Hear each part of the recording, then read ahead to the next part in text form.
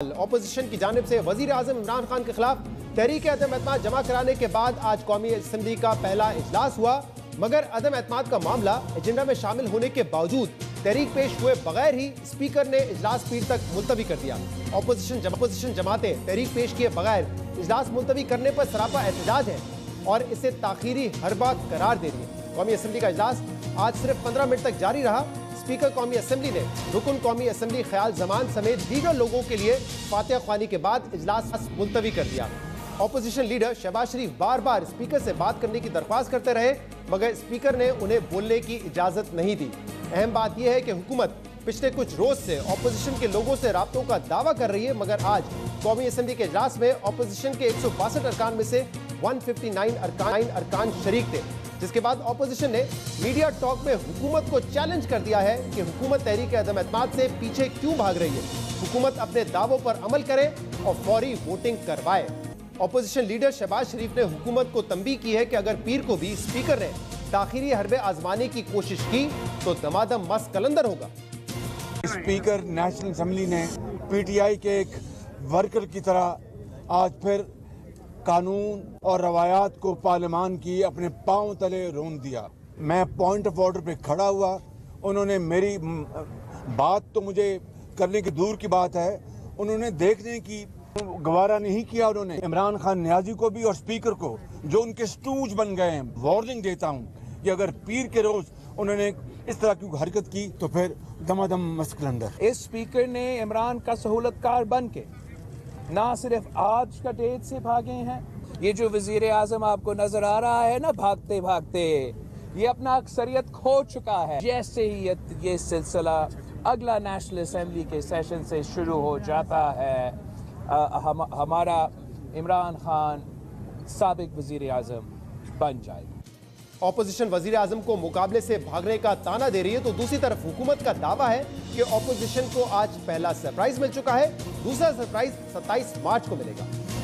Opposition को आपने फरमाया एक सरप्राइज मिला है, ऑपोजिशन को दूसरा सरप्राइज इंशाअल्लाह 27 को मिलेगा, तैयारी करें। इस कप्तान ने 30 साल पहले वर्ल्ड कप जीता था, आज फिर इंशाअल्लाह उल अजीज सरप्राइज की एक सीरीज शुरू हो रही है। दोबारा कहता हूँ, सरप्राइज की एक सीरीज शुरू हो रही है और विक्ट्री स्टैंड पे फिर कप्तान होगा। सरप्राइजेज आपको प्राइम मिनिस्टर बराह रास्त देंगे और 27 तारीख को सबसे बड़ा सरप्राइज है जो वो देने जा रहे हैं। इस सियासी सूरत हाल में किसकी पोजीशन मजबूत है, ऑपोजिशन की या हुकूमत की, और वजीर आजम इस सूरत हाल पर क्या सोच रहे हैं? आज इस हवाले से वजीर आजम ने कुछ सहाफियों से मुलाकात की, जिसमें मैं भी शामिल था। इस मुलाकात में जो बातें हुई वो ऑफ द रिकॉर्ड थी, इसलिए उन बातों का जिक्र तो नहीं किया जा सकता, लेकिन इस मुलाकात में वजीर आजम की बॉडी लैंग्वेज कैसी थी, वजीर आजम कितने पुरएतमाद नजर आए, हुकूमत की इस वक्त पोजीशन क्या है, वजीर आजम से क्या सवालात हुए और इन सवालों पर वजीर आजम ने जो जवाब दिए उसमें मैंने क्या नतीजा अखज़ किया है, वो आपके सामने रखने की कोशिश करूंगा। अहम बात यह है कि आज की मुलाकात में अक्सर सवालात हुकूमत और एस्टैब्लिशमेंट के दरमियान ताल्लुकात पर किए गए।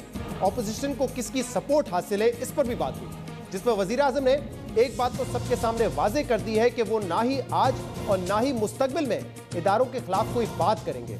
मुलाकात में शामिल अक्सर लोगों ने वजीर आजम के जवाबात से यही नतीजा निकाला है कि वजीर आजम फौज से मुतल्लिक मुस्बत राय रखते हैं और उन्होंने ये तय किया हुआ है कि ऑपोजिशन के कायदीन फौज के बारे में जो भी कहना चाहे कहें, जो जबान इस्तेमाल करना चाहे करें, मगर वो फौज के बारे में कोई ऐसी बात नहीं करेंगे जिससे किसी किस्म का मनफी तासुर जाए या इदारे की साख को नुकसान पहुंचे।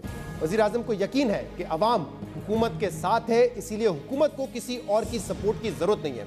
इसके अलावा वजीर आजम इस बात पर कायल है कि इनकी हुकूमत की मकबूलियत में कमी आई थी, मगर जब अवाम ने शहबाज शरीफ, आसिफ अली जरदारी और मौलाना फजल रहमान को एक साथ खड़े देखा तो तहरीक इंसाफ की मकबूलियत में फिर से इजाफा होने लगा। और वजीर आजम ये भी समझते हैं कि जब लोग 27 मार्च को अवाम का समंदर देखेंगे तो इत्तेहादी और मुनर्रफ अराकीन हुकूमत के साथ रहेंगे और इदारे भी हुकूमत के साथ होंगे। अहम बात यह है कि वजीर आजम तहरीक अदम एतमाद में मुमकिन शिकस्त को भी अपनी जीत समझते हैं। उन्हें लगता है कि अगर हुकूमत चली भी गई तो इसके बावजूद पाकिस्तान तहरीक इंसाफ का ग्राफ ऊपर जाएगा और लोगों को लगेगा कि हुकूमत के साथ ज्यादती हुई है। मुलाकात में वजीर आजम ने इस तासुर की भी तरदीद की कि एम्पायर ऑपोजिशन के साथ है।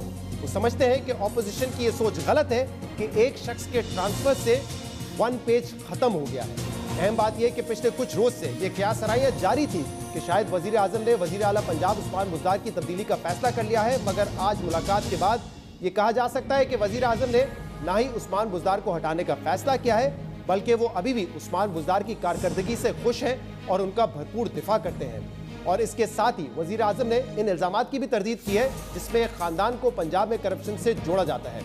वजीर आजम अपनी कारकर्दगी से मुतमईन है और समझते हैं कि 6 माह बाद किसी वक्त भी इलेक्शन करवाए जाए तो तहरीक इंसाफ इंतखाबात के लिए तैयार होगी, लेकिन इनकी बात से यह तासुर भी मिला कि उन पर कब्ल वक्त इलेक्शन का कोई दबाव नहीं है। तो आज की मुलाकात का खुलासा यही है कि वजीर आजम ने अपनी तमाम तर उम्मीदें अपनी मकबूलियत और अवामी सपोर्ट से बांधी हुई हैं और उनको लगता है कि 27 मार्च का जलसा बहुत कामयाब होगा, जिसके बाद तमाम अवामिल उनके हक में हो जाएंगे और बाजी पलट जाएगी। इसी मुलाकात पर मजीद तफसील से हम बात करेंगे और हुकूमत कहाँ खड़ी है, कितनी मजबूत है और ऑपोजिशन इस वक्त कितनी मजबूत है,